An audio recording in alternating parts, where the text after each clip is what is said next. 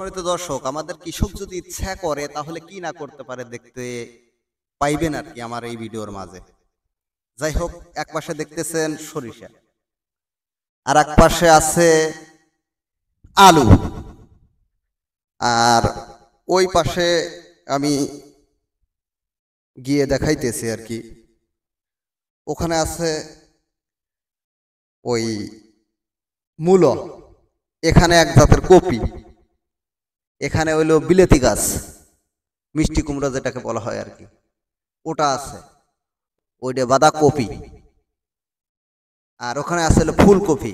বাঁধাকপি, ফুলকপি সবকিছু মিলেই একই ক্ষেতের ভিতরে চাষ করেছে, যে ওই কৃষকের যেন হাটে না যাইতে হয়, মানে ওই সবজি কেনার জন্য আর কি। আর এই সাথে হলো সেতি সরিষা, তার পাশে আবার একটুখানি পরেই দেখতে পারছেন এখানে লাগাইছে মাঘী সরিষা, একই ক্ষেতের ভিতরে। আলহামদুলিল্লাহ, কৃষক এখন সচেতন হয়ে গেছে। তো সবার জন্য রইল ভালোবাসা, এবং আমার জন্য সবাই দোয়া করবেন, আমার ভিডিওগুলো লাইক শেয়ার কমেন্ট করে আমাকে উৎসাহিত করবেন। ওকে, আল্লাহ হাফেজ।